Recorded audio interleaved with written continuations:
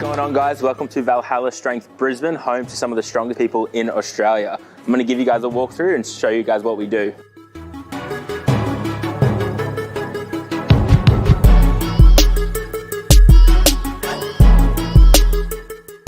I specialise in strength and conditioning, mainly specifically powerlifting, as well as across, I guess, a broader range of sports, as well as rehab from injuries and things like that. As I delve deeper, I want to change the industry. I want to impact, inspire, and influence change so coaches can deliver better results to their clients as well as me delivering those results to my clients. It's nice to come back full circle and come back now and develop courses with Fit and give back to the industry that's given me so much. I think that's the biggest learning curve, is that you're not just coaching people, that you are running a business and that you are your business. Oh, that's a good one. Interesting fact, everyone's actually alive in here, even though it's called Valhalla. That's a good one. Good one, Gav. Thank you. That's a good one.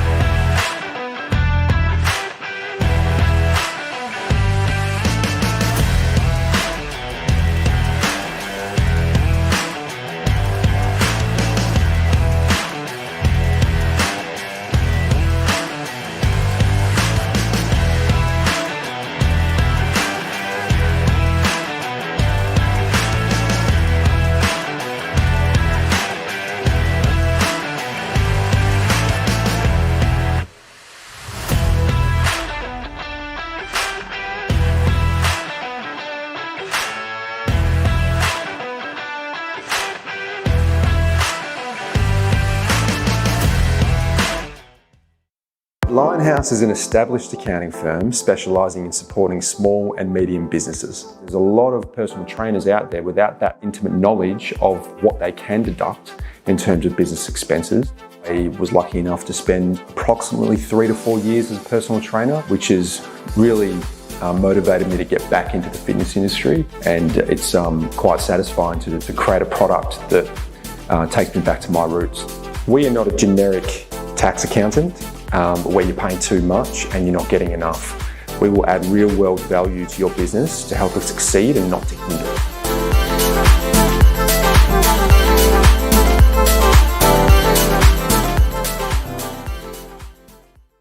Who is MyFitCareer and what do we do? Well, MyFitCareer is a boutique recruitment agency that was born as a passion project from industry leaders really wanting to specialise in the health and wellness space. How does MyFitCareer help PTs? If you're a trainer and you're a little unsure which gym is right for you, why not let MyFitCareer do some of the market research and heavy lifting for you?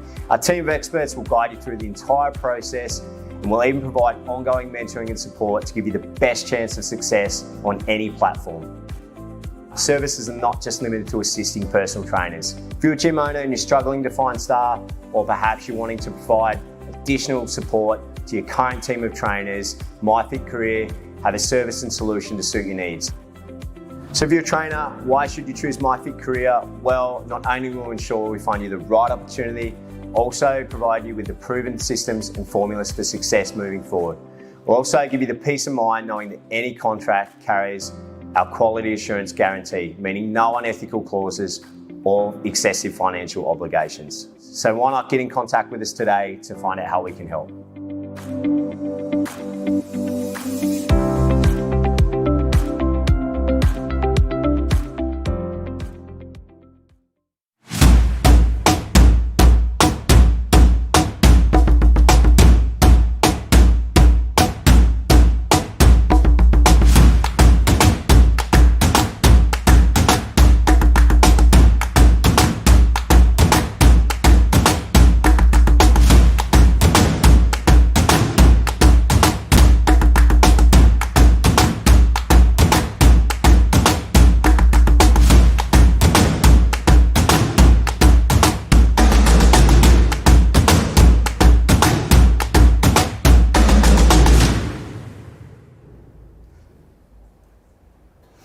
All right, well, good morning. Welcome to everyone here at Valhalla Gym for who's come in person, and to everybody that's on Facebook and YouTube Live. We know that we had some technical problems with the Zoom software integration, so apologies to anyone who was hoping to be on Zoom and be on one of our fabulous interaction activities that we had planned, but we're grateful that you've transitioned over to Facebook Live or YouTube Live to be involved in the event. We've got a great lineup this month for you. Just a bit of background about what we're here for and what we're doing is that you guys, as personal trainers, spend your entire existence helping other people achieve their goals. Yeah? And so what we're doing is we're giving back to you guys to help you achieve yours. So what we're after here today is for you to leave with knowledge and skills to further your success. And people ask why they're free, is there a catch or something like that? No, there's not a catch. We are sponsored by, our events are sponsored by Lionhouse Accounting, who's an accounting firm that specialises in PTs, sponsored by MyFitCareer, who are a recruitment firm for helping the industry find the best talent and work with them, and with Fitness Industry Training, who is a training organisation specialised in helping people become personal trainers. So there's no catch. It's a sponsored event, industry-sponsored event. Of course, we want to also thank Valhalla Strength for lending us their venue, and we'll get you some shots of the venue, but it's a powerlifting gym, and it's one of the coolest gyms I've ever walked into, and I think you'll all agree as you get the behind-the-scenes shot in a little bit and see some of the equipment here. And it's a great environment. So thanks to Matt for lending us his venue.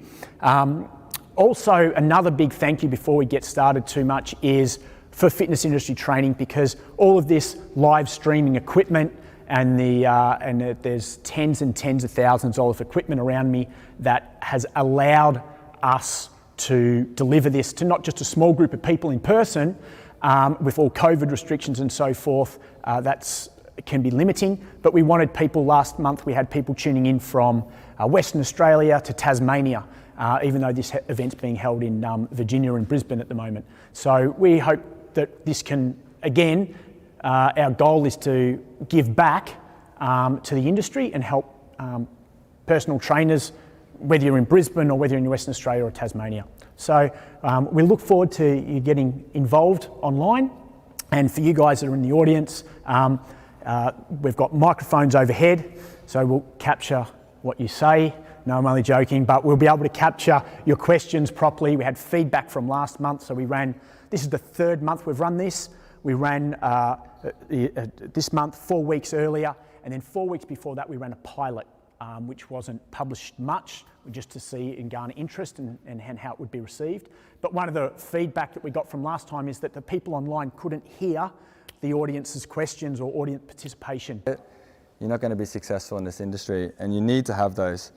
So before I continue on today, if you've got notepads and pens, I want to see a full page. I know there was some of you who had full pages last time.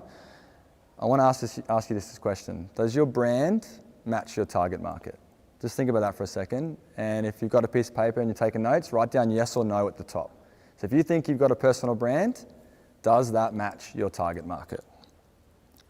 Take a second. If you're on Facebook, you can write yes or no in the comments as well. That way I can see it, because I got a team that'll tell me what's up. So I'm going to start off by writing on the board, yes, my brand most certainly matches my target market. If you've got no there, that's fine, because I want to spend the rest of today trying to turn that no into a yes. So let me start, while you're writing, should be just one word, should be nice and quick, and start by explaining if branding was simple, there would be so much more worldwide knowledge of all us trainers within the world. But unfortunately, there's only a few trainers that go to the top, and most of us are in the pond fighting it out for everyone else. Quick little fun fact, I've mentioned it a few times if you've been with me for a little bit. I read once that in the fitness industry, 95% of personal trainers' income is made by 5% of personal trainers. So let me say that one more time. 95% of our income is only earned by 5% of our trainers. And I strongly believe that's because of their brand, not because of the service that they deliver. They're just more well known than us. So we want to try and build that up. So that's one thing that stuck with me for a couple of years. So I want to bring that up to you as well. So if you take one thing away from today, I want that to be that if you've got an effective brand strategy, you're going to be so much more competitive in a very, very competitive market. There's so many trainers out there, so you've got to have a brand. So what does branding exactly mean? So simply put, your brand is your promise to your client or your customer. It tells them what they can expect from your products and your services, and it differentiates. It's a big word, I wrote it down. But it separates you from your competitors. Simple as that.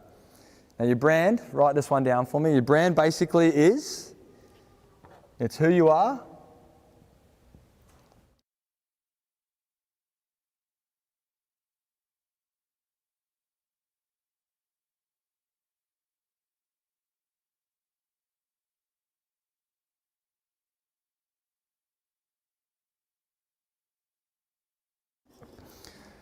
Now let me break that down for you, right? This hopefully will help resonate a little bit.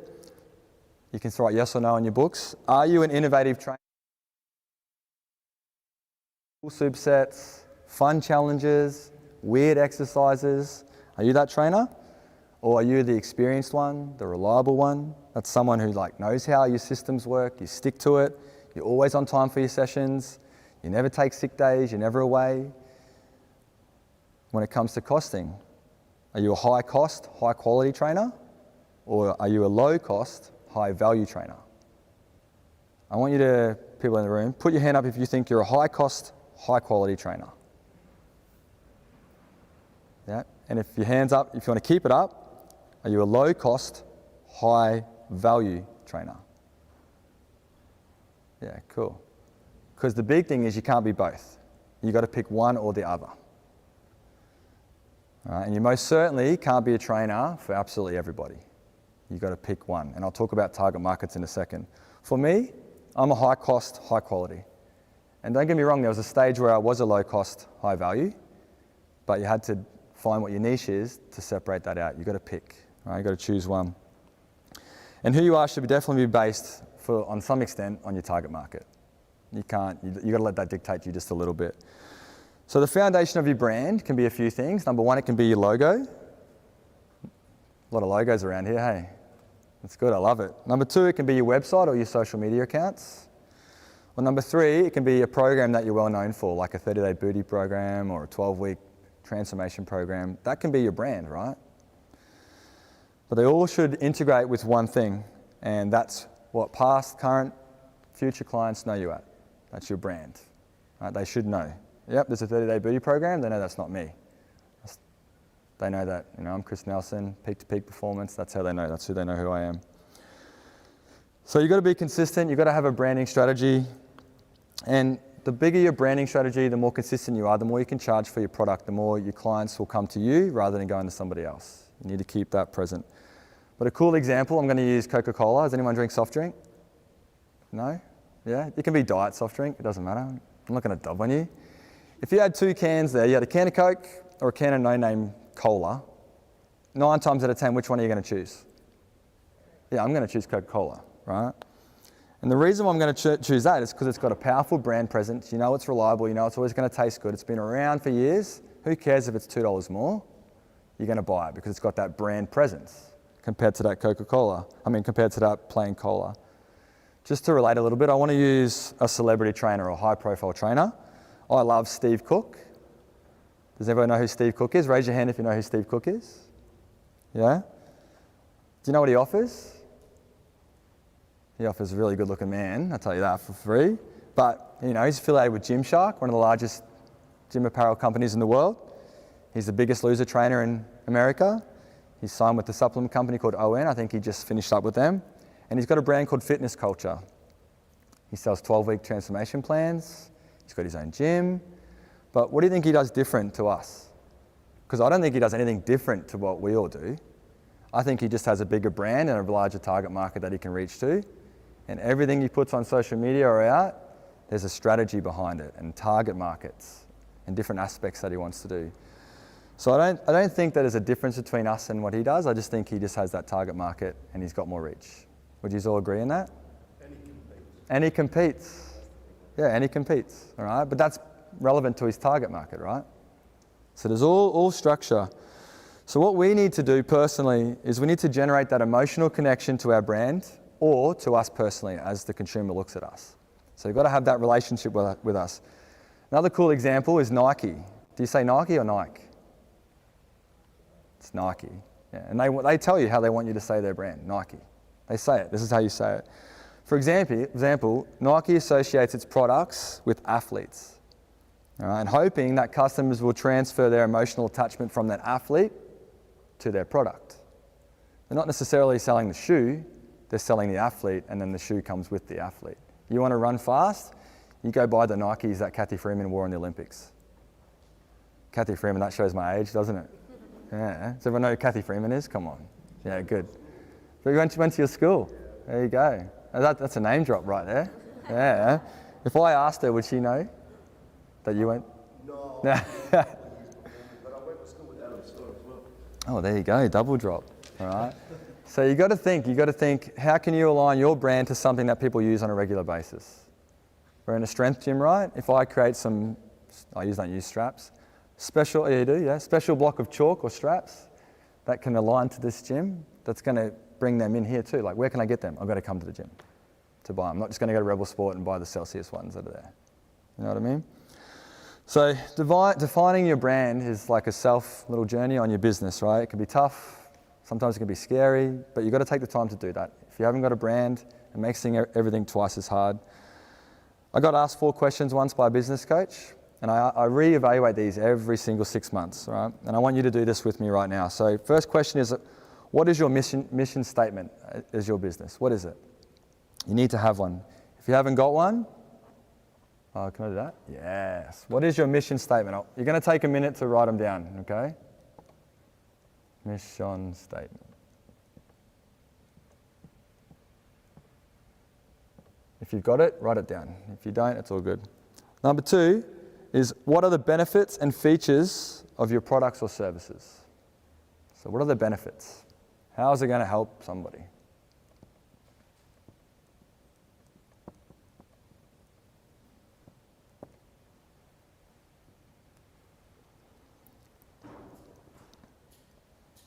And what do your clients and prospects already think of you?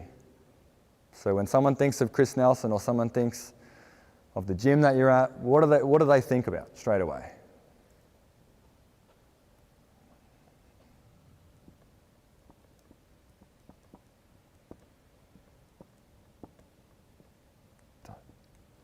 And number 4, what qualities do you want them to associate with you?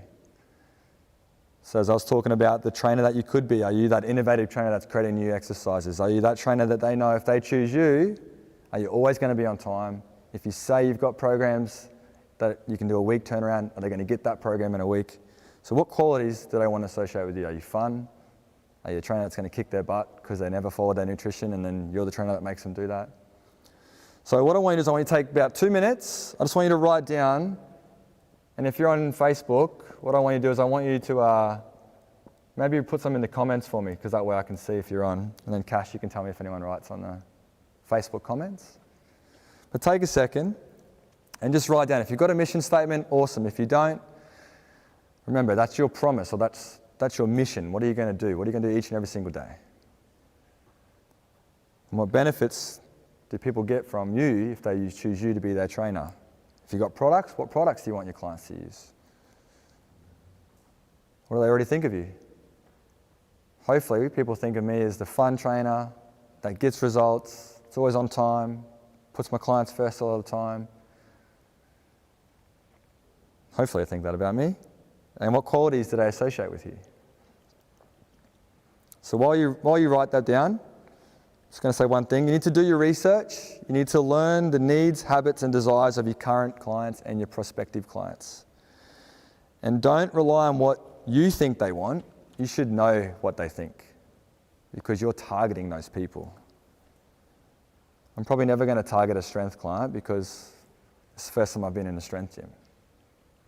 So it's not my target market. Does anyone want to share their mission statement, if anyone's got one? Yeah? Down the front? Go. Pain is a promise. Pain is a promise. Suffering guaranteed. Value for money personal training with results. How good was that? So I know if I want to go, what was your name, sorry? Bill. Bill. If I go to Bill, I'm probably going to get some pain, but I'm definitely going to get results, and I'm going to get a trainer that's super passionate and knows his exact direction. What's your benefits? Value for money with results. Yeah. See how sure and confident that is?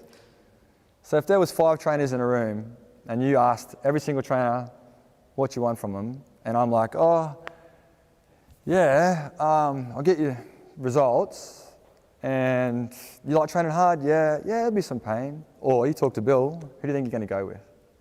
I know I'd go with Bill. He's confident, knows what he wants, and if he's not there, I could probably watch him from across the room and see what he's doing already. So once you define your brand, how do you get the word out? So this is critical, right? So I'll give you a few examples of what I believe you need to do if you've got your brand and you're confident in your brand and you're ready to get it out there. You need to have a good logo. Look at the logos. How many is it? 1, 2, 3, 4, 5. You've got to have a logo, and it's got to be everywhere. Put it absolutely everywhere. Everyone got a logo? Hands up if you've got a logo. Yeah. Keep your hands up if you've got your own merch. Yeah. Keep your hand up if it's on your Instagram. Yeah. If you've got stickers. Yeah. So it's got to be everywhere. It's got to be front of mind. All right. It needs to be out there. You need to write down your brand messaging. So what are the key messages that you want to communicate about your brand?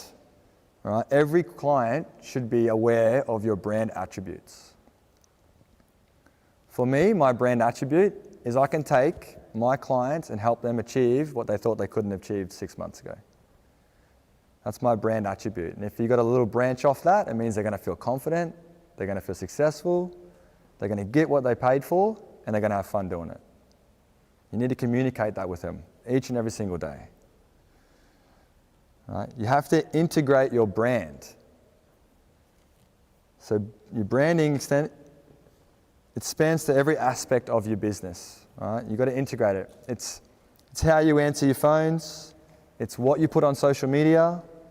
It's what you wear when you're at Zoom calls or Zoom sessions. And it's like your email signature. It's absolutely everything.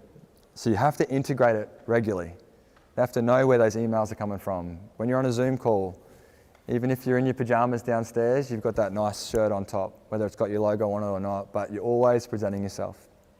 For me, I integrate my brand with my socks. I'm not wearing them, but I've got them all the time. Hair's always done. I'm always in a polo shirt when I'm presenting. When I'm training, I'm always in a t-shirt or a singlet that's branded. Simple as that. If my t-shirt or singlet is ripped, I don't wear it. All right, simple as that. That's my brand. I integrate it as much as possible. I try and encourage my clients to do exactly the same thing. Well, and then I create a voice. You need to create a voice for your brand. Don't you hate when you go out of your slides? You create a voice for your company that reflects your brand. Okay? So as I said, this is how you speak, it's how you present yourself. So if you're in emails, you talk exactly the same way as if you're in person. Has anyone ever received an email from somebody that is super, super formal, but then when you meet them in person, they're like me, and I'm like, hey bro, how you doing? Hi. But in the email, I was like, hello, how are you today? It doesn't reflect. It's not the way that you talk. And then if you're not doing the same across the board, that promotes inconsistencies. And when you see inconsistencies in somebody, do you trust them 100%? No. So your consistency needs to be right across the brand, whether it's emails, phones, text, Instagram, how you address people. You need to create your own brand's voice. You need to decide if it's a friendly voice, if it's controversial. Everyone know James Smith? Slightly controversial, but it's his voice, right? Imagine if he was like really, really nice and like really well-spoken. He is sort of well-spoken, he's English, so he's automatically well-spoken. But if he was saying what he was saying in a manner that wasn't how he says it, does that make sense? He wouldn't be who he is, it's not his brand. So you need to decide how you want to portray yourself, how you want to speak. Has anyone got a tagline? Has Valhalla Strength got a tagline? Brendan, do you have a tagline? Yes. What's your tagline? Yeah. So they have a tagline. Do you have a tagline? If you get a tagline, it's an easy way. Should I say tagline one more time? All right. It's memorable. It's meaningful. It's a statement. It cements your brand. If they don't remember the name of your gym, they'll remember your tagline. All right. Design some templates. So there's so many ways that you can do branding. So templates for program cards. Templates for who posts before and after pics on their Instagram. Yeah? Have you got a template that goes around each and every single one? Logo in the corner, before, after, timeline. Always exactly the same. So when people are sharing that stuff on their socials, your logo is front and dominant every single time, and they can relate back to you. Because there's so many of us, right? Remember what I said at the start? It's a competitive market.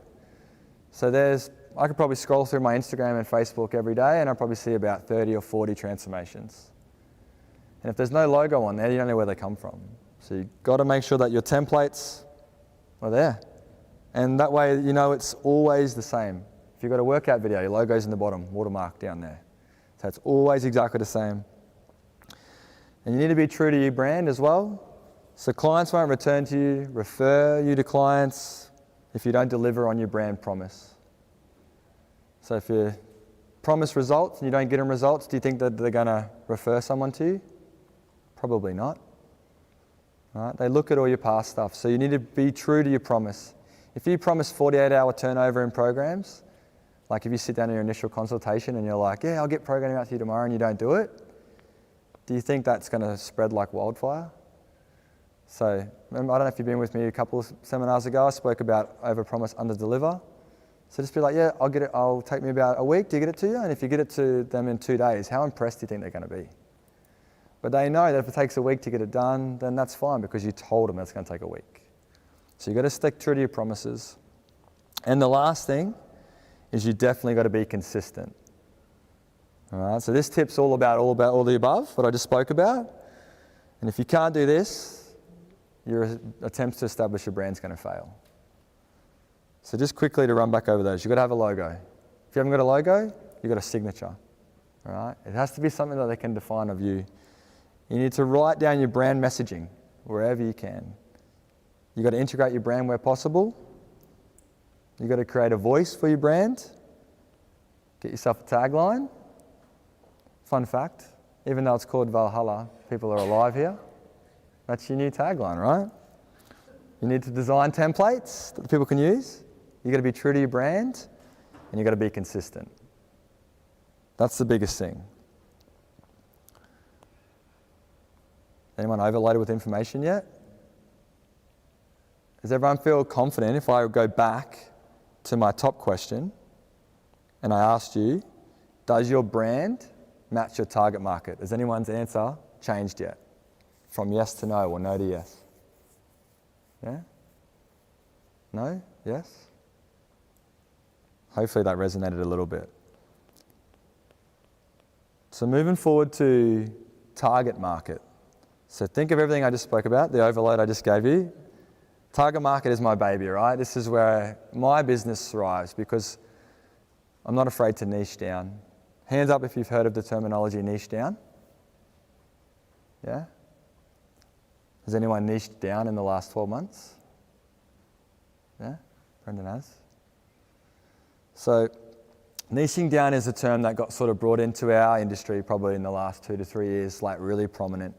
And what I think is it's really separated the average trainer or the average gym to a really, really professional and successful one. So if you feel that you're a trainer, does anyone remember the trainer profile that I read at one of my seminars? Yeah? It was like, I didn't write it down today because I didn't want to say it, but this trainer specialised in about 50 different areas. He was too afraid to niche down. And I don't even know if he's still a trainer, to be honest. But finding your target market, it's so much easier once you know your brand and what you stand for. It's so much easier to niche down. And I'll use myself as an example, and I don't really need the whiteboard anymore. So what I want you to do is I want you to write down what you think your specialty is, or what you think other people think your specialty is. So write that down. And it can be more than one thing. Think about your current clients that you have. Do you have clients that are doing weight loss? Do you have clients that are doing powerlifting? Do you have clients that are doing training for a marathon? Because if you have those clients, those wide range of clients, that means that you're targeting those people. So I'll use myself for example. So I classed myself as a jack of all trades trainer. When I first started out, I could train absolutely anyone for anything. That was me.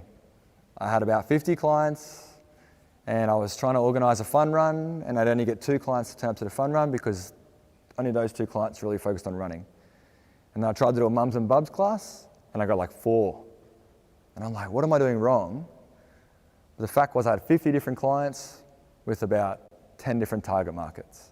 So whenever I invested my heart and soul into do something, which I thought was going to be my next big break, it was working for the 100% of clients that I wanted it to work for, but I wasn't getting my whole database. So it wasn't until about 6 or 7 years ago, and that's when I said the industry changed a little bit, and I can't exactly pinpoint why I did it, but that's when I decided to like step back, reevaluate my business and go, okay, what have I got to try and niche down on? What's my target market? And at that stage, it was obstacle racing. Like I was obstacle racing. I was traveling the world doing races, but I also loved wine, good food, and not being super strict with my nutrition, but I love training. So I was like, well, how can I niche down? What can I take from training absolutely every single person? Actually, quickly, hands up if you put more than one thing down as your specialty. Yeah? Yeah, sweet. Couple, 2, 3, which is pretty normal, right? But it was at that point I was like, you know what? I think that's going to be my niche. So I zoned in on obstacle racing, OCR, and I zoned in on like a healthy lifestyle, a balanced lifestyle, where training and nutrition isn't going to be super, super strict. It's going to be flexible. And that's when I found my target market.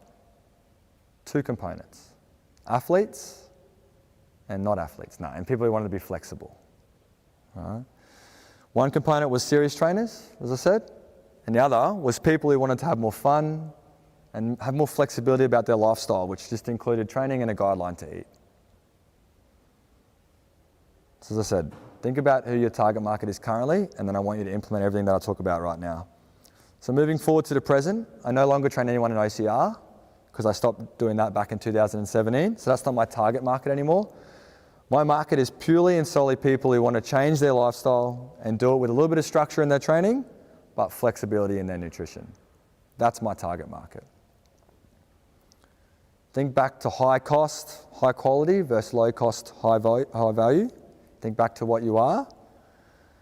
And this is the question, the number one question that I ask all my trainers that I mentor, and that what dictates your target market. So what I want you to do right now is a little bit of a workshop, but it's all good, because I know the Facebook guys can jump in. What I want you to do right now is I want you to write down in which ways you will spread your brand to your target market. So what ways will you spread it to your target market? Like, for example, is it just on social media? Is it via phone calls? Is it via letterbox drops? Is it via emails? So think back to your target market. How do you target them?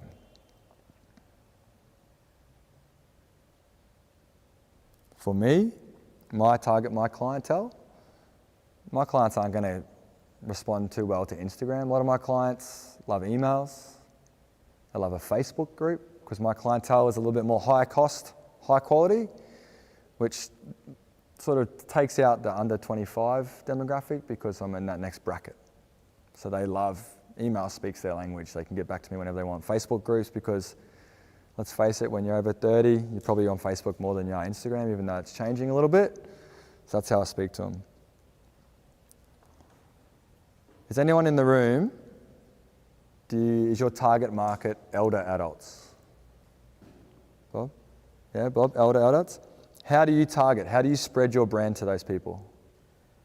Well, what I do is network, and I think it's very important. And everyone that comes to me, they're going to have friends, generally in the same age group, because I'm working with them. So I invite them to come along to my boot camps and to have one-on-one personal training. Yep. So I'm a big believer, you must have networking. My profession was in sales and marketing, and that's the only way you can succeed, is having a network. 100%. Yep, 100%. And network will work right across the board, but it'll especially work with elder adults, because they're not going to be checking out the latest trend on Instagram. They're not going to be, looking at all that kind of target market. They're going to respond more to face-to-face. Hey, let's think of a really old lady's name. Jane, why don't you bring Rhonda down? That was good, eh? That was a really good example, right? That's how they're going to respond. Does anyone target females between the ages of 20 and 30? Yeah, Brooke? How will you get your brand out to those ladies? Yeah, Facebook and Instagram. So see how you push your brand is so relevant to your target market. And Brooke can definitely network. She can talk to her girls, but a simple sharing of an Instagram post that Brooke put up yesterday is going to promote her brand to those girls, because they're used to going through Instagram and Facebook. Right? Would a letterbox drop work for them? Probably not. I've struggled to remember to check my letterbox. I'm like, I've got to go check my letterbox. Let's hope there's not a speeding fight in there or something. You know what I mean? But for Bob, over 65, checking a letterbox, or not over 65, elder adult target market, it's probably the highlight of the day, walking down the letterbox and checking it and finding a flyer with Bob on there like this, come train with me. Does anyone target mums or dads? Yeah, mums or dads? How do you target them? How do you spread your brand? Yeah, daycare centres. Would that work for a 20-year-old girl or a boy? Probably not. So when it comes to your branding and target market, you have to think the output you put out, you want to get something back straight away. So you have to not be afraid to niche down and have that brand strategy on how to target your clients that you want to believe in your brand.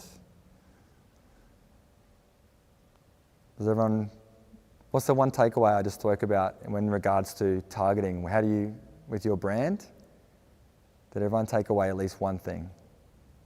Yeah? That's perfect.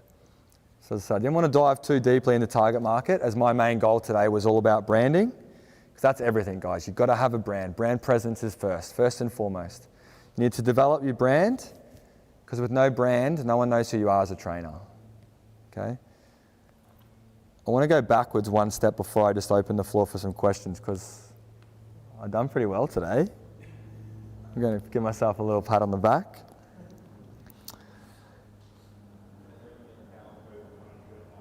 Man, I went over by like half an hour last time, I think.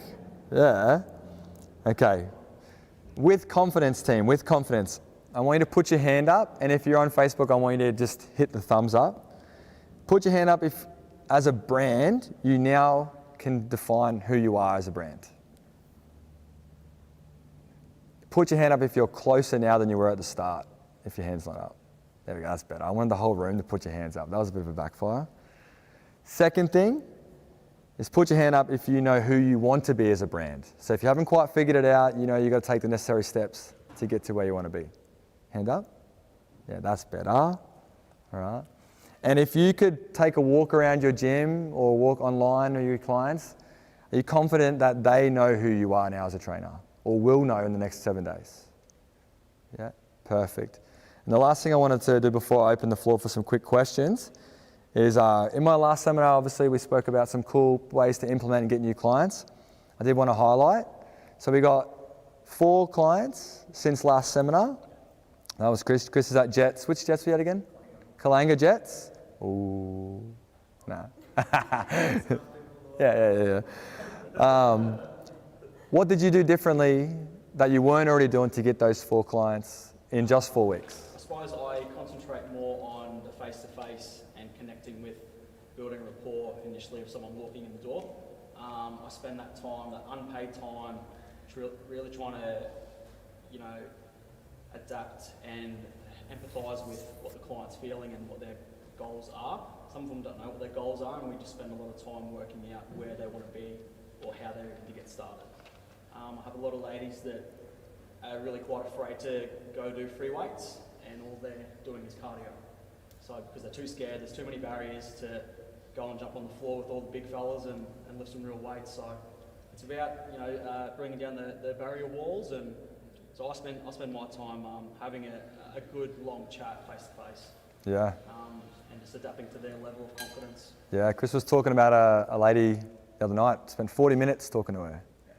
And that was probably just a general conversation, started as general conversation, yeah, and got her as a client. Not that every conversation's about getting a client, but it's developing that rapport, developing that communication between yourself and clients, and then knowing that, Chris's brand subconsciously is about he's someone who cares.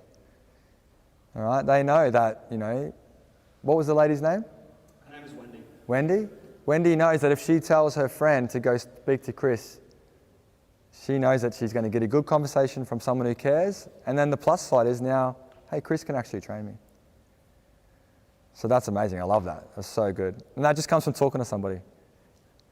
So does anyone have any questions in regards to brand? And as I said, brand is something that I'm really passionate about. And target market. I probably just want to take 3 questions. And if you haven't got one, make one up for me. Yes, Lockie.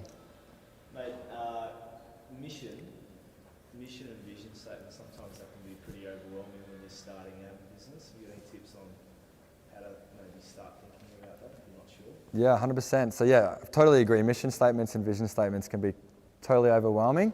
So I think the biggest thing, my tip would be just to take a step back and to think back about experiences and relationships that you've had with trainers or friends or businesses in the past, and take on things that you loved about them and things that you didn't like about them, and then try and implement them and who you want to be as a business. So if your past experience with someone was they overpromised, under-delivered, then you need to take that into consideration and maybe put that into your mission statement. I'll be a trainer that always promises to deliver on time.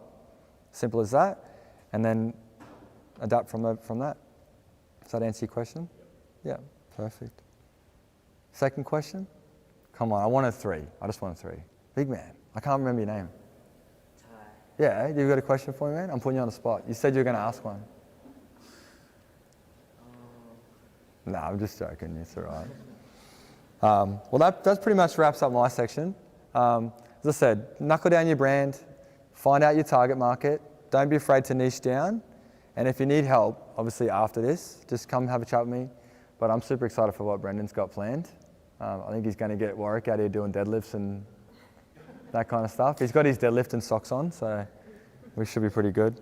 But yeah, thanks guys. Thanks for taking time to come out. Thanks, yeah. 3, 2, 1. Here we go!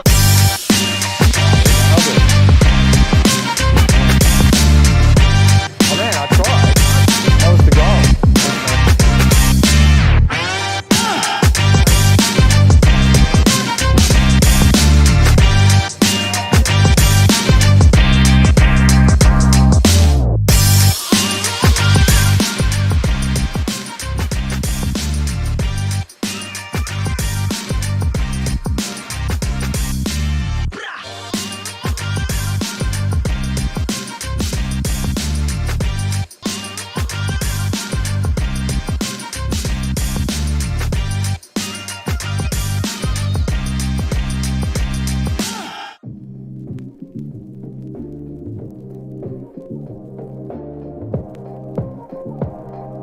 3, 2, 1.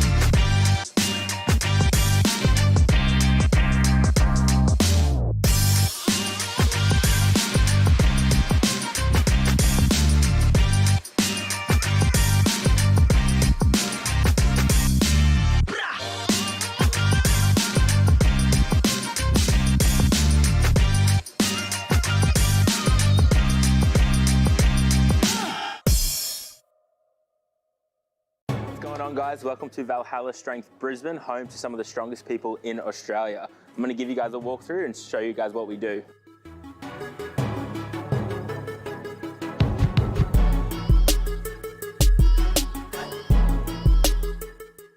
I specialise in strength and conditioning, mainly specifically powerlifting, as well as across, I guess, a broader range of sports, as well as rehab from injuries and things like that. As I delve deeper, I want to change the industry. I want to impact, inspire, and influence change so coaches can deliver better results to their clients as well as me delivering those results to my clients. It's nice to come back full circle and come back now and develop courses with Fit and give back to the industry that's given me so much. I think that's the biggest learning curve, is that you're not just coaching people, that you are running a business and that you are your business. Oh, that's a good one. Interesting fact, everyone's actually alive in here, even though it's called Valhalla. That's a good one. Good one, Gav. Thank you. That's a good one.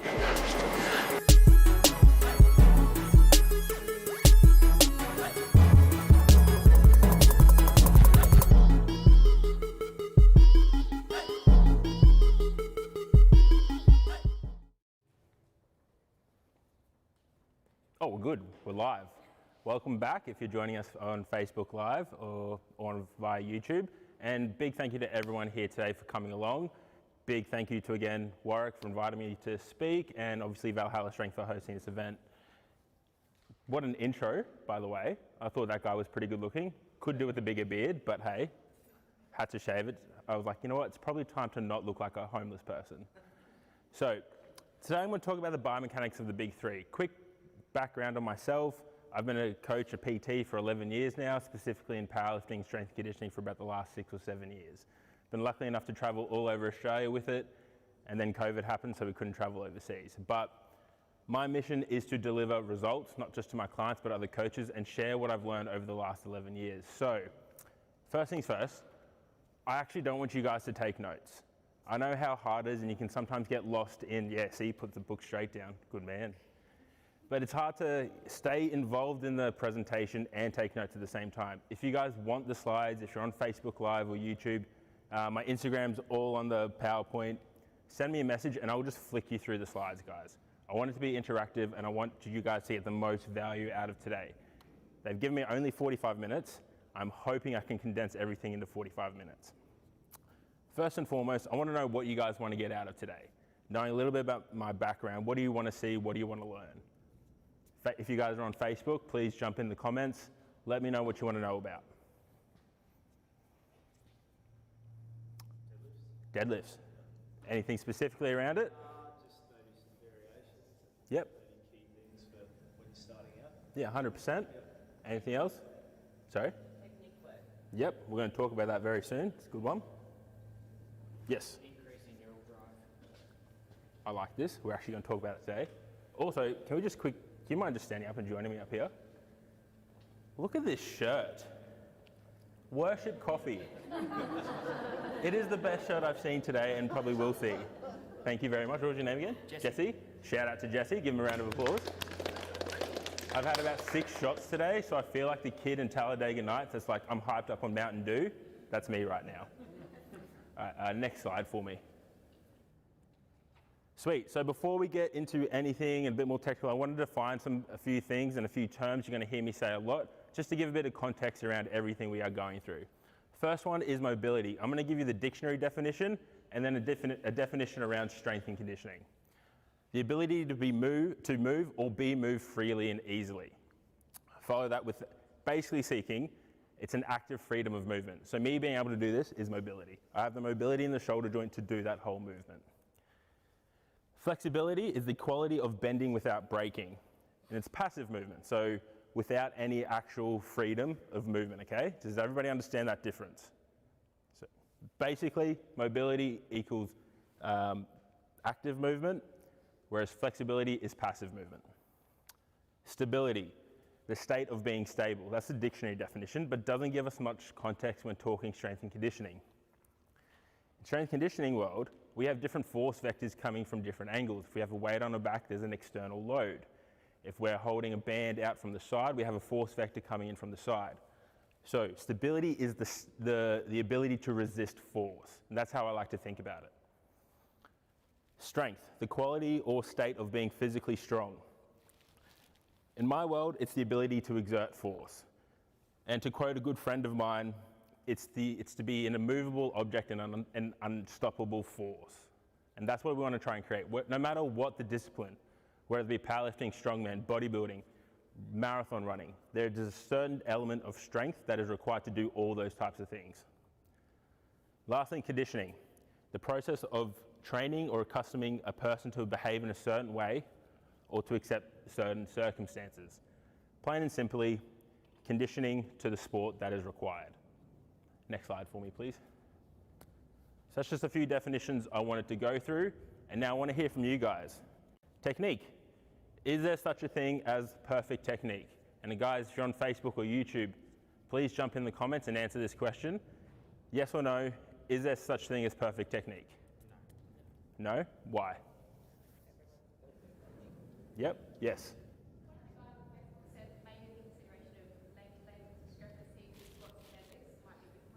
100%. Everyone has different lever lengths. We are all built differently. I'm tall and lanky. God did not bless me with the ability to do my sport, but for some reason I love it. I am not short and stocky and I don't have great muscle. So I'm not catered to what I do, but I've had to find a way around it. And they're exactly correct. Everyone's built differently. If we just go to the next slide.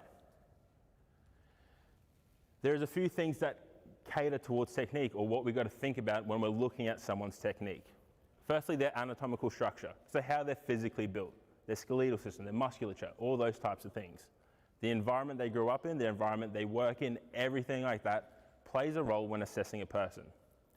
Gender, obviously we know that women have a different Q angle of the hips. They're built a little bit wider. Dysfunction, so previous injuries and mobility restrictions. Can they do the movements required? Based off the above, perfect technique does not exist. Everyone is different and requires certain specific alterations. What does apply to everyone is a certain overlay of principles we can apply to them. Cool? Is everyone with me so far? Next slide, please. Before we get into the technique, talking about what you said about the increasing neural output, it all starts with the breath, guys. Now this is probably a little bit deeper, but I really want you to try and stick with me. And if you have any questions, whether live on Facebook or YouTube, please jump in. Quick neuroanatomy lesson. The nervous system has two parts. The somatic nervous system, which is responsible for voluntary muscle actions and communicating sensory information from the skin, ears, eyes, and mouth. The autonomic nervous system, or the ANS, is responsible for regulating digestion, breathing, heart rate, blood pressure, immune function, arousal, excitement, stress, and recovery. This can then be broken into two parts. The sympathetic nervous system, which is your fight or flight, or your parasympathetic nervous system, which is the rest and recovery. The only function of the ANS the only function of the ANS we have conscious control over is the ability to breathe. Does that make sense? Next slide, please. Breathing is a motor skill.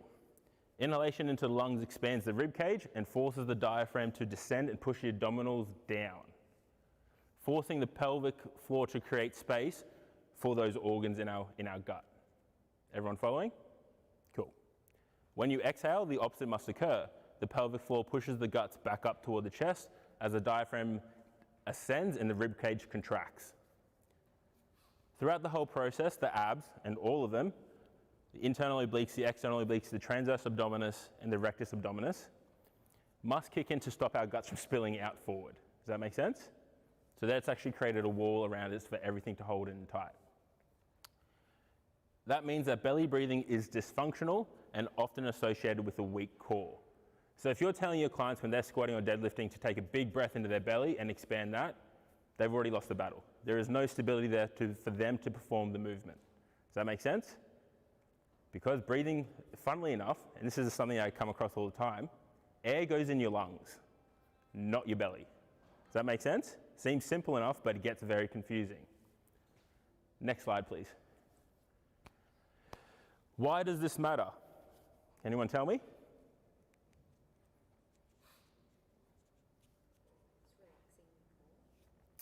Very much so. We could be breathing the wrong way to elicit a different response.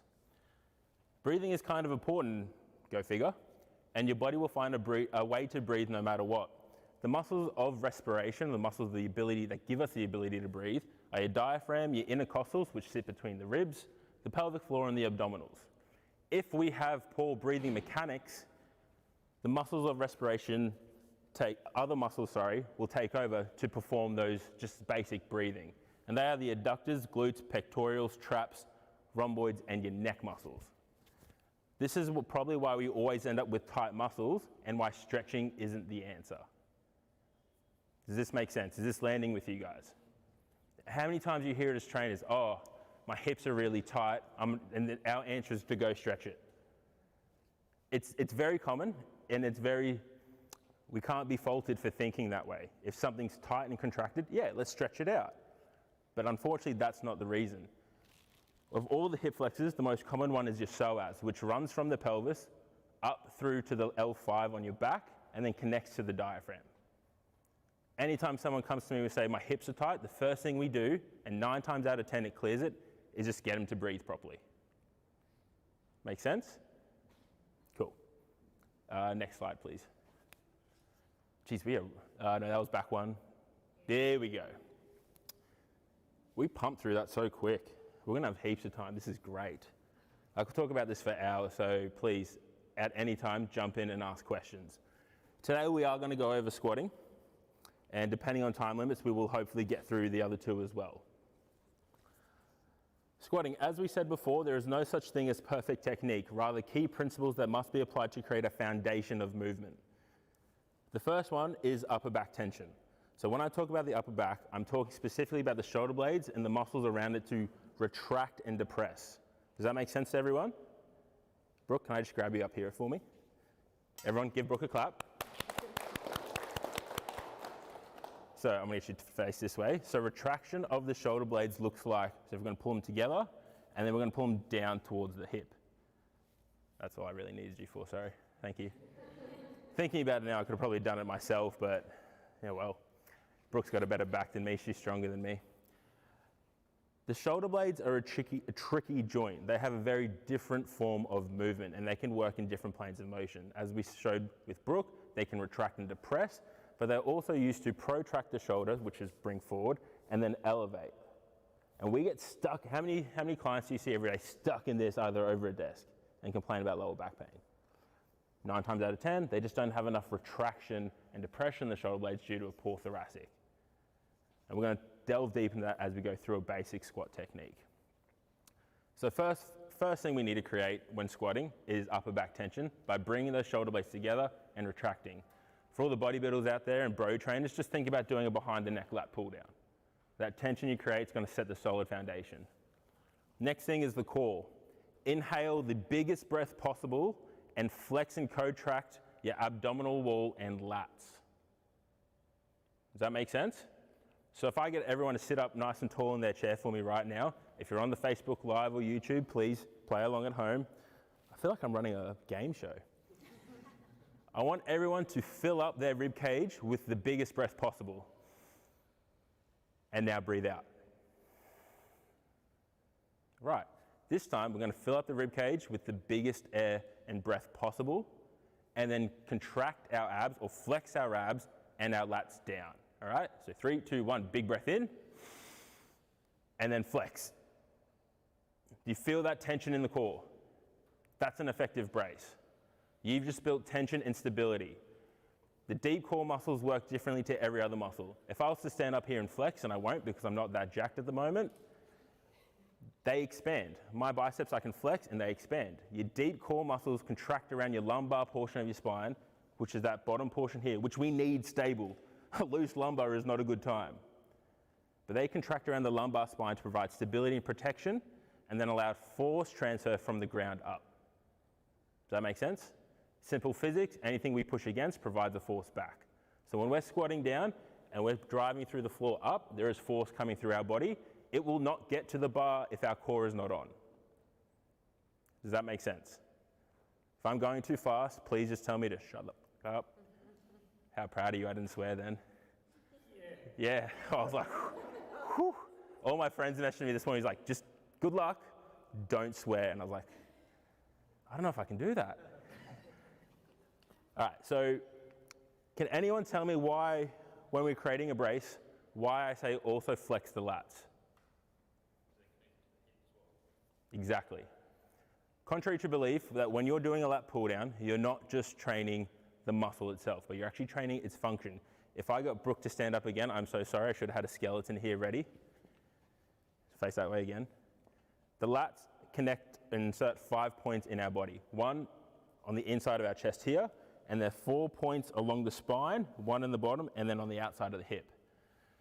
So they're a thank you, Brooke, sorry. Okay. Yeah, sorry. Brooke's gonna be my demo.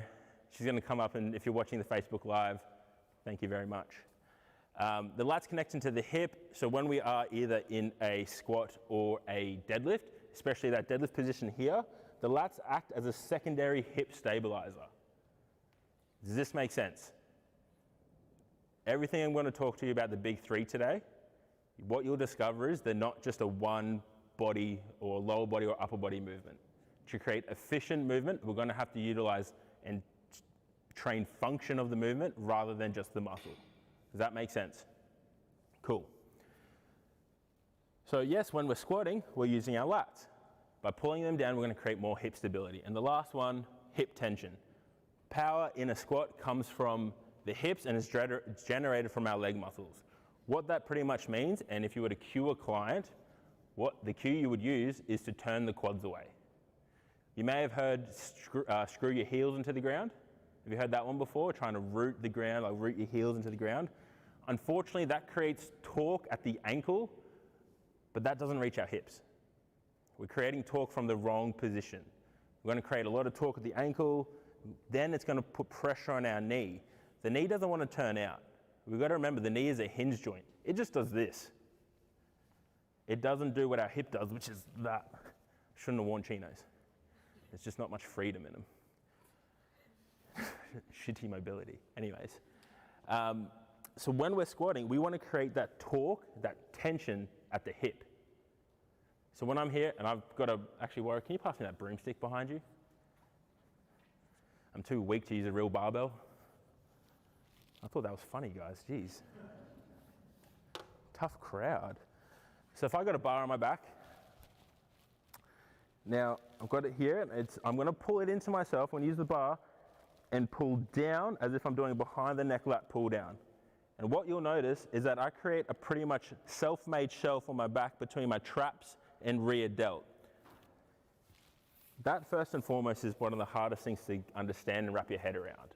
People are like, where does the bar sit on my upper traps? Do I have it too low? If you do a behind the neck lat pull down or think about that while you're squatting, you're going to create a shelf. Now this is what we call a low bar squat position. It's not that low. It just saves it from resting on my bloody cervical neck. Make sense? So I've pulled that in. Next thing I'm going to do is take a big breath into my rib cage and then co-contract and flex down, further depressing my shoulder blades. And then all I'm going to do is turn my quads away at the hip, which is a slight movement of that, and then descend down. I'm really surprised I did that in the jeans without ripping them.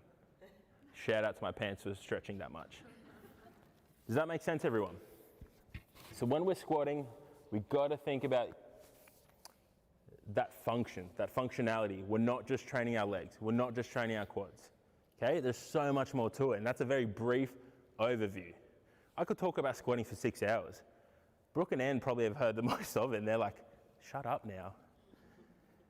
But if I can give you guys some takeaways, it's those 3 points.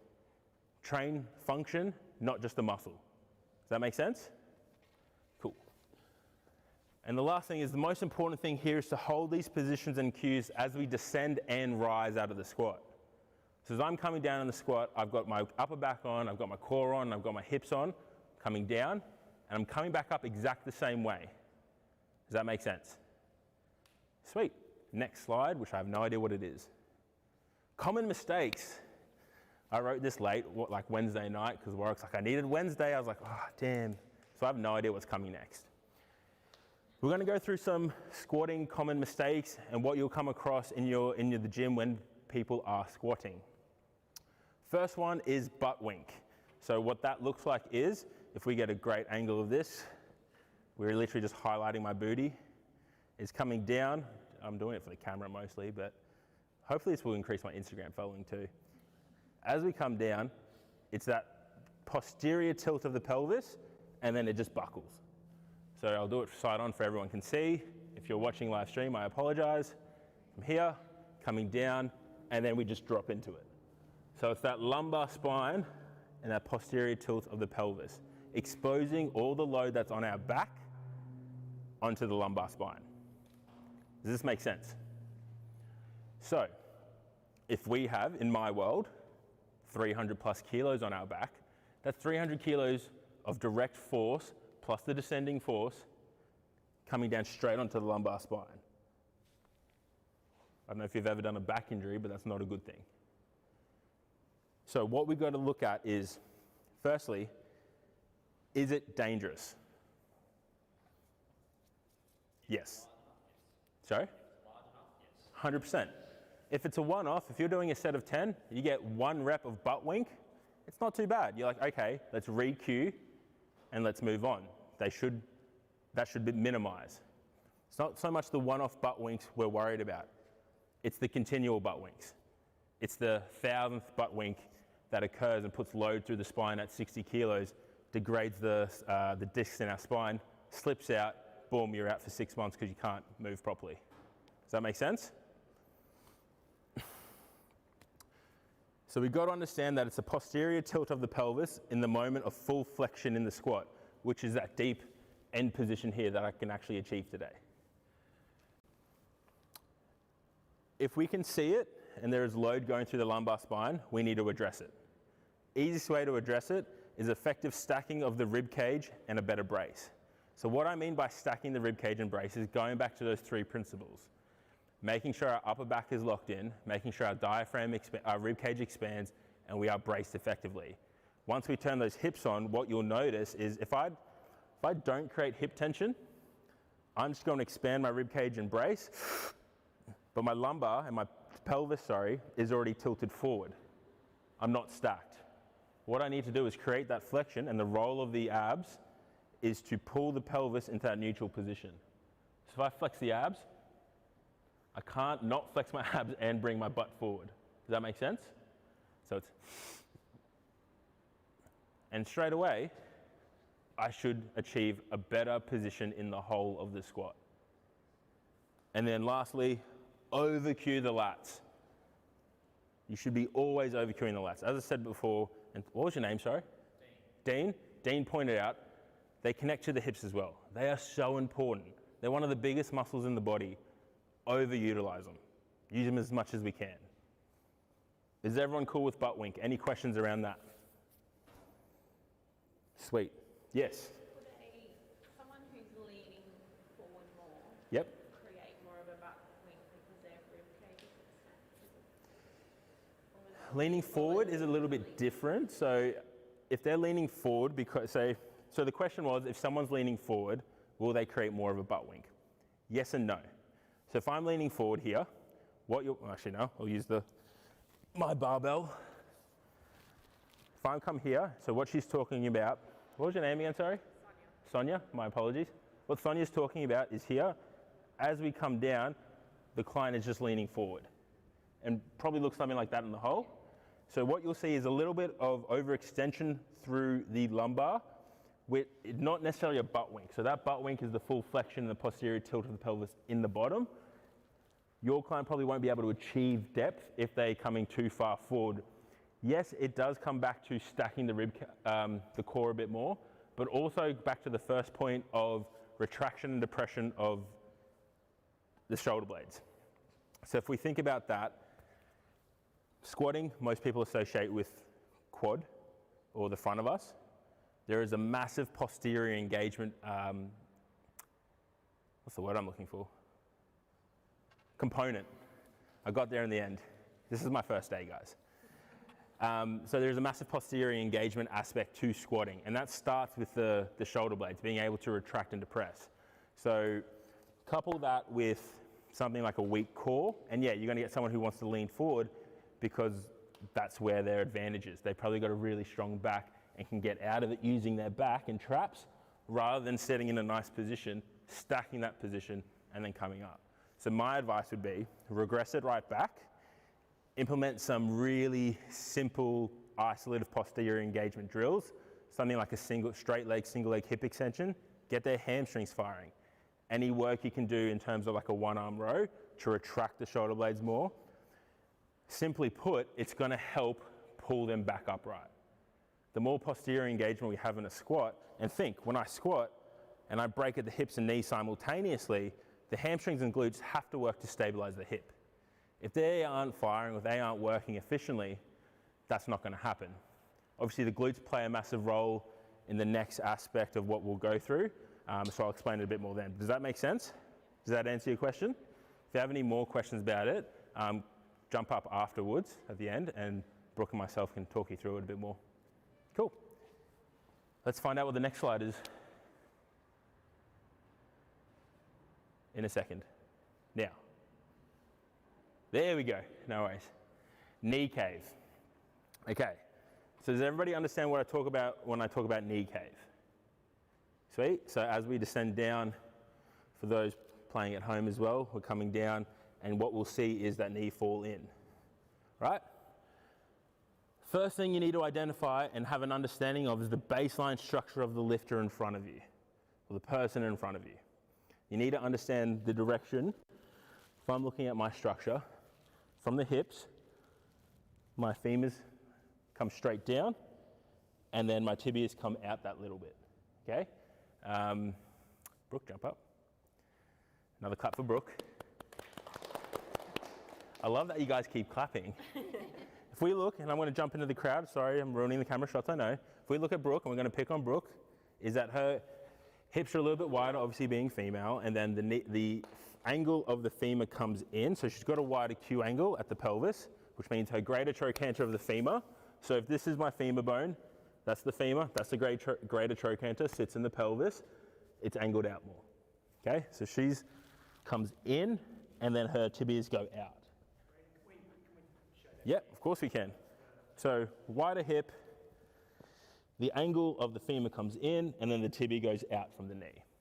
Everyone clap for Brooke again as she sits down. Thanks, Brooke. Next time I'm just going to buy a skeleton and have it here. So we've got to firstly identify that. Next thing to tick off is it knee in versus knees in? Is it one knee coming in, or is it two knees coming in? And it's always, I'm more concerned about as we approach the deep squat position. So from here, I'm worried about, is this happening as we come down, or is this happening? Sure, someone can make a meme out of that later. Obviously, as I talked about before, this is going to play a role if you're male or female due to the Q angle, which is the width of the hip and the femur at the angle it comes in. Pretty much what I just said. Increased Q angle means we must understand that knees in relative to their neutral. Okay, so a neutral hip position for me is a different neutral hip position for Brooke. Is everyone following? Cool. So how do we address? Firstly, we create greater hip and pelvic stability via turning the quads away. So it could be a simple cueing aspect. If you could be here, someone's knees could be dropping in. All we got to do is turn those knees out. Turn those hips out, which will turn the knee out by itself. It will change the angle where the knee wants to, where it wants to go. Let the hip do hip things and let the knee do knee things. Knee does this, it doesn't want to turn out, okay? That's where we get unrelated force issues coming through from the side. Is everyone following? Cool. Next thing, a lot of people think knee caving in is a glute issue, going back to what I said before. Now, if we think about the glute, it's my first day. If we think about the glutes, they attach around onto the femur, and their job as we squat is to pull the femur back in to the hip socket. If you have a weak glute, that's not going to happen. You're going to get more force traveling through the front of your knee. You're going to probably end up with knee pain and probably lower back pain because you can't stabilize the hip as you squat. So you end up over tucking. Does that make sense? Cool. So we're going to strengthen the core. Strengthen the core and adductors. Now, who can tell me why I said adductors? Can you just say that louder so everyone can hear? Stabilizers of the hip. Exactly. So your adductors, and there's plenty of them, are also a massive part of the hip. I like to think of them as your second core. If you're coming down in a squat and this shuts off, guarantee you'll see this every time. So again, we cue the brace. Big inhale breath into the rib cage, then flex your abs as hard as possible. And then we add in some other pre-engagement drills, whether it be a Copenhagen plank, or like a double pulse squat and deep end range stability to increase that deep end range stability. So then that can carry over into the bigger movement. Does that make sense? Cool.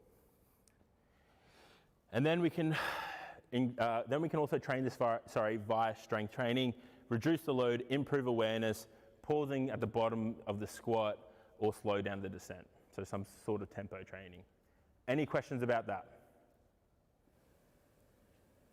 Yes? Just to clarify, how exactly would you cue that external rotation that's required? Yep, so that, the question is how would you cue the external rotation at the hip? Yeah, like how would you get them to do the right, to come to the right position? Yep, so the cue I like to use is just that simple turning of the quads away and squeezing the glutes. So if we all stand up, let's all stand up, because you all look enthused. Yeah, now everyone just get into your squat stance. If you're at home, try this as well. Now, all I'm gonna get you to do, guys, is squeeze your ass as hard as you can. What you'll feel is that your hips slightly open up at the front. So the glute, in combination with that, turning the quads away, creates the torque at the hip to allow us to elicit the response of that external rotation as we dive down. Does that make sense? Everyone have a seat. Thank you all for participating. We've got to think when we're trying to create, and it's a little bit off on a tangent, this happens all the time, I do apologize. Again, you can ask Anne or Brooke, and I just ramble. But when we think about external rotation, this is probably a really important point.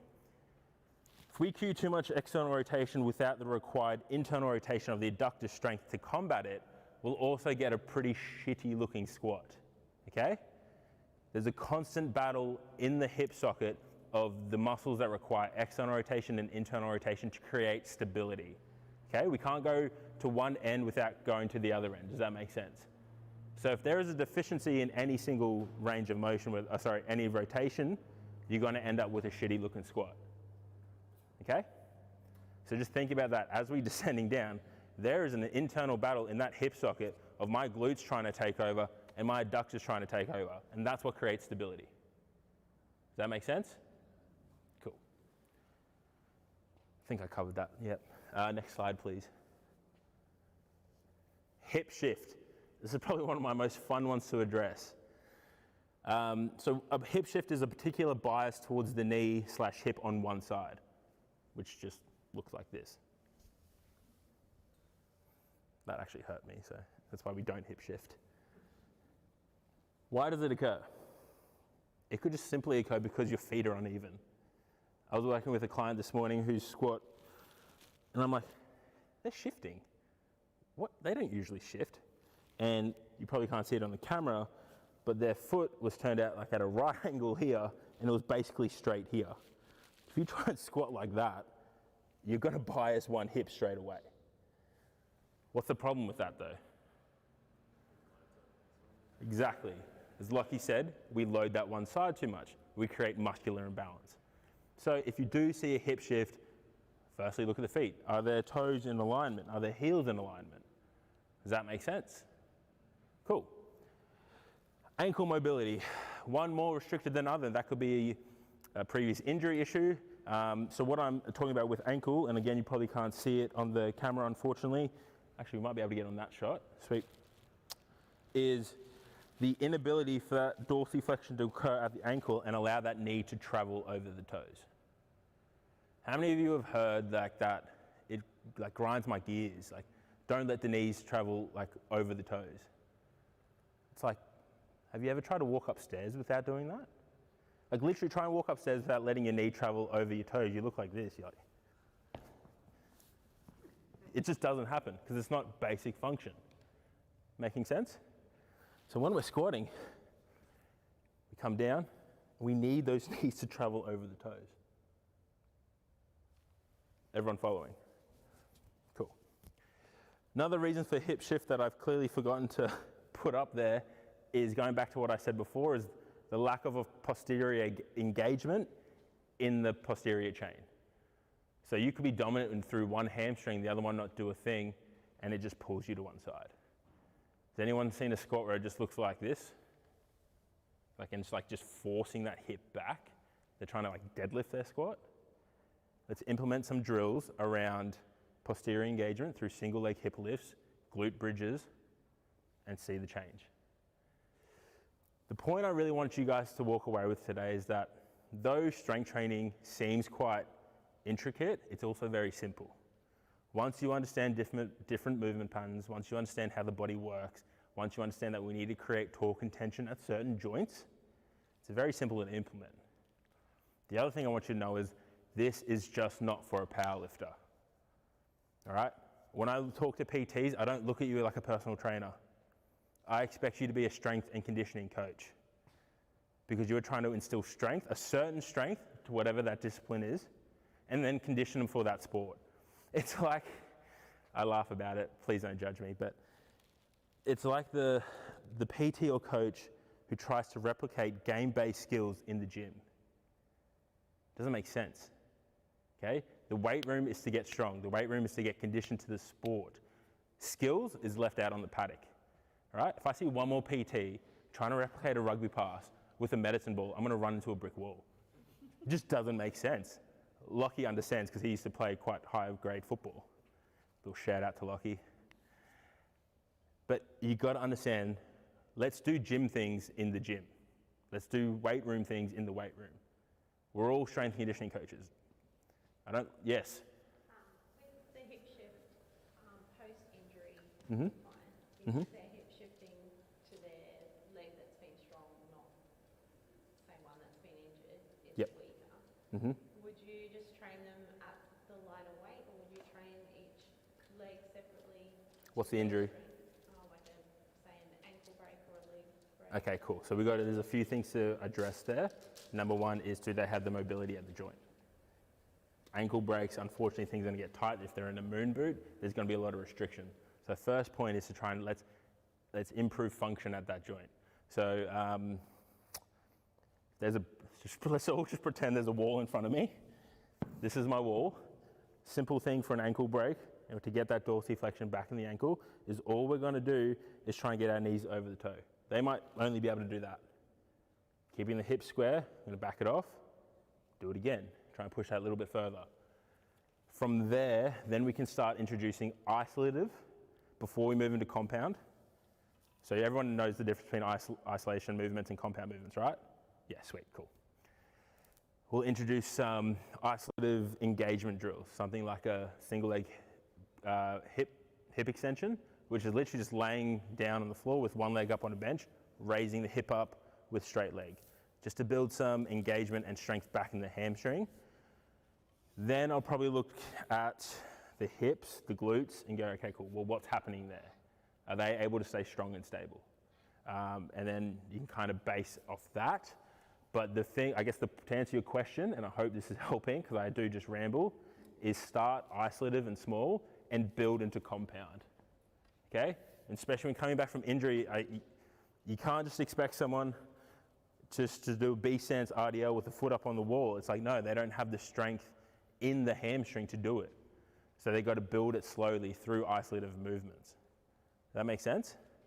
And then you can start training them normally again.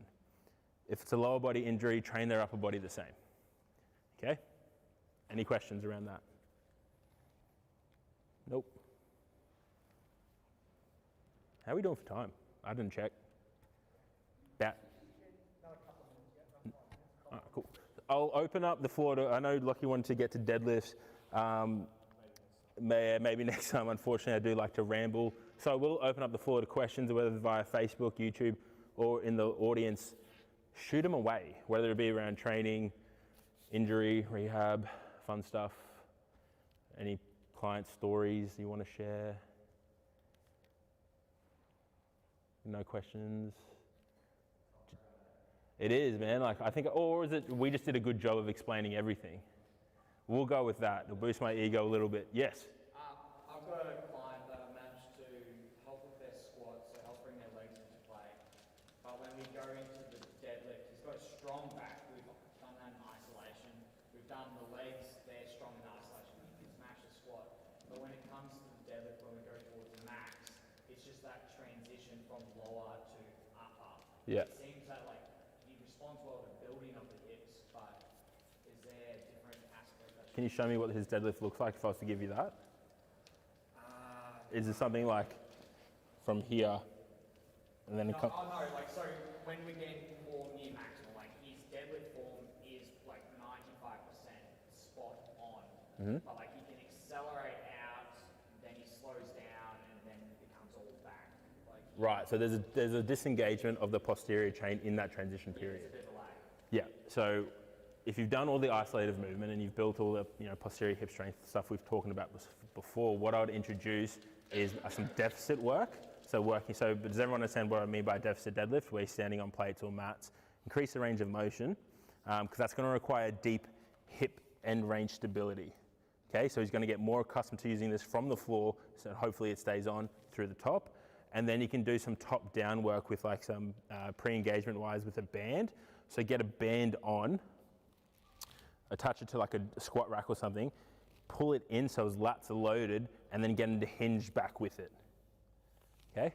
So teaching the lats to stay on as a hip stabilizer to create that transition. Because remember what I said before, when there's that transitional, so when we create force through the ground, deadlifting, we're pushing through the ground, there's a ground reactive force coming up. So it's staying good to hear you're saying, and then it just becomes all back. All right.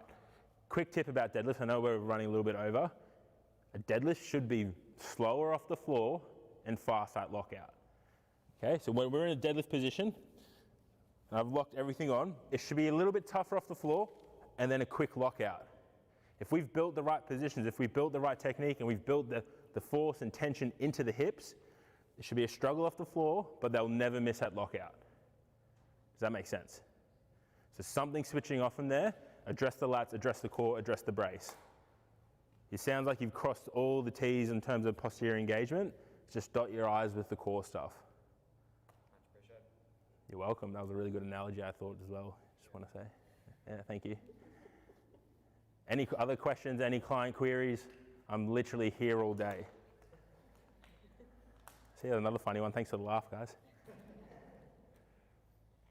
All right, guys, you've been an absolute pleasure. I'll hand back over to Warwick. Again, if you want the slides, oh, look, there's my contact details already up there. Thank you. Find me, easiest way to find me is on Instagram at epic_coaching, or search at Valhalla_strength_Brisbane, and you can find me through there as well. If you want the slides, let me know. I will send them through to you with all the sources and information that I've read and collected over the years as well. And I will be back, I think, next time, if they allow me back. I'll be back next time to talk about, obviously, bench press and deadlifts. Guys, you've been great. Thank you so much. Thank you.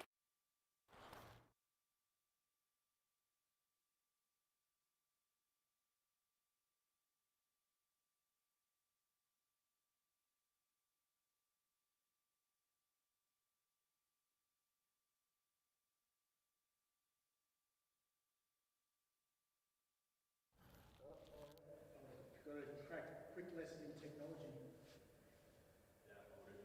Am I good? Yep, I think I'm good. I've got a green light. Yep, I'm good. Ah, there we go. All right, sorry for those people tuning in online. I clearly don't know how to use a microphone, so I assumed it was on. Well, thanks a lot, Brandon. Thanks a lot, Chris. I've just got epic online. I've got an epic amount of information from that, mate. That was, I was blown away. And I've picked up a little more from Chris than just wearing good socks or different socks. I hope everyone got a lot out of that. I hope that you all have stories about improving your business practices and business growth, like Chris here had from the last time. And stay tuned for our next event. I'm really keen to get feedback. Send it on Facebook, message us with what you'd like to learn about, what you'd like to develop in, what areas that you feel that would benefit you. And we really look forward to putting a lineup together to address that. Look, I think one thing I will mention is, Brandon, it's interesting you got involved with these seminars because where did you learn to train? Where did you become a PT? Yeah, sorry, just had to turn the mic on. I actually started with fitness industry training in 2010 as a school-based trainee. Yeah, so right. It's cool to come back full circle and be able to deliver and give back. Yep. So I thought I'd just mention that for our sponsors there, that Brandon's career has come from as a trainee from fitness industry training all the way through to an industry leader and a professional. So yeah, I think that's great. So interesting fact I learnt. All right, well, great to have you all, and we'll wind up.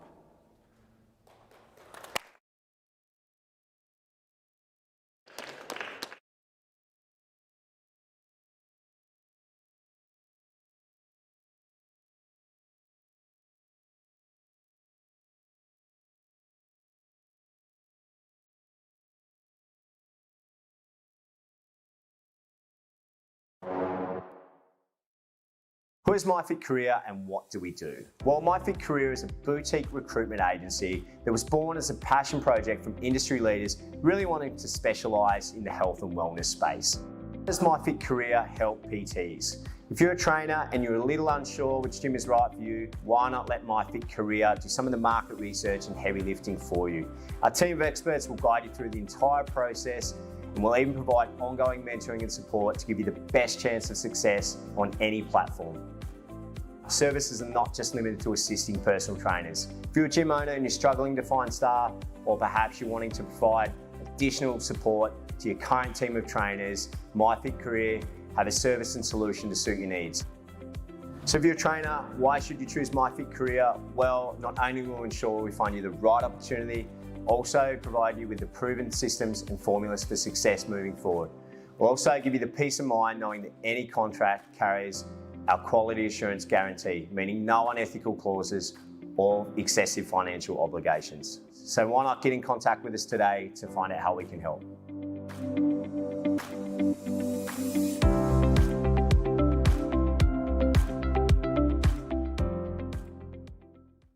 Lionhouse is an established accounting firm specialising in supporting small and medium businesses. There's a lot of personal trainers out there without that intimate knowledge of what they can deduct in terms of business expenses. I was lucky enough to spend approximately 3 to 4 years as a personal trainer, which has really motivated me to get back into the fitness industry, and it's quite satisfying to create a product that takes me back to my roots. We are not a generic tax accountant where you're paying too much and you're not getting enough. We will add real world value to your business to help it succeed and not to hinder it.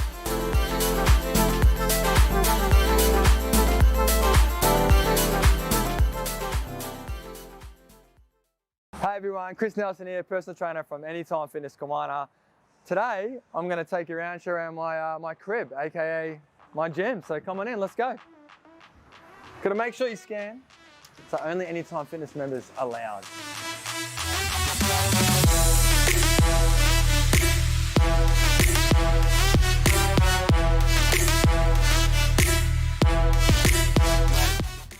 It's a business where the more you put in, the more you get out. So the harder you work, the bigger the reward. It's a full-time career and you get full-time reward. Always be willing to take on advice whether you want it or not. Yeah, our community is one of a kind. Oh, an interesting fact about me. I wear crazy socks, and I don't know about the gym. Yeah, I don't know. I'll come back to you.